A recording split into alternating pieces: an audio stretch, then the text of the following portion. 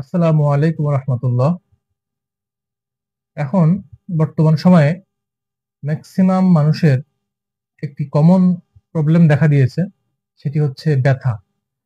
এমন কোনো ফ্যামিলি নাই যে সেই ফ্যামিলিতে একজন করে ব্যথার রোগী নাই। ব্যথার মেডিসিন বিভিন্ন গ্রুপে খেতে খেতে এখন আর ব্যথা নিরাময় হওয়া খুবই মুশকিল। এখন বলা হয়ে থাকে যে ব্যথার বড়িতেও বা ব্যথার ওষুধেও কাজ হয় না।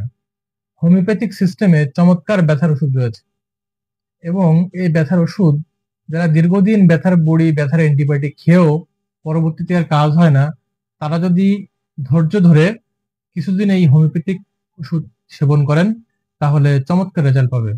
এর ব্যথার যে সলিউশন, হোমিওপ্যাথিক সলিউশন, এটি আমি একটু পরে বলবো। তো এই ব্যথার সলিউশনটাই কয়েকটি ফরম্যাটে পাওয়া যায়।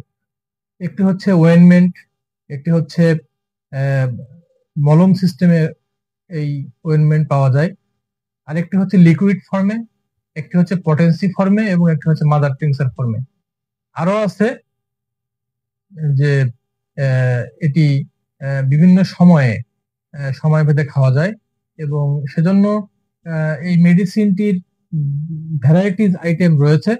আমরা এই মেডিসিনটি গ্রহণ করতে পারি, এবং চমৎকার বিষয় হচ্ছে যে কোনো ধরনের ব্যথার জন্য এই মেডিসিনটি একটি উম, গুরুত্বপূর্ণ একটি মেডিসিন, এবং এটি দ্রুত কাজ করে, অ্যান্টিবায়োটিক হিসেবে কাজ করবে। যারা রাত্রে বিছানায় ঘুমাইতে যায় এবং শুইতে পারে না, বিছানা শক্ত মনে হয়, ব্যথা করে পিঠ, তাদের জন্য এটি একটি অ্যান্টিবায়োটিক মেডিসিন। দিলেই কাজ হবে, ইনশাল্লাহ রেজাল্ট পাওয়া যাবে। হোমিওপ্যাথিক সিস্টেমের একটি অ্যান্টিবায়োটিক গ্রুপ। এই মেডিসিনটির নাম হচ্ছে আর্নিকা মন্টেনা।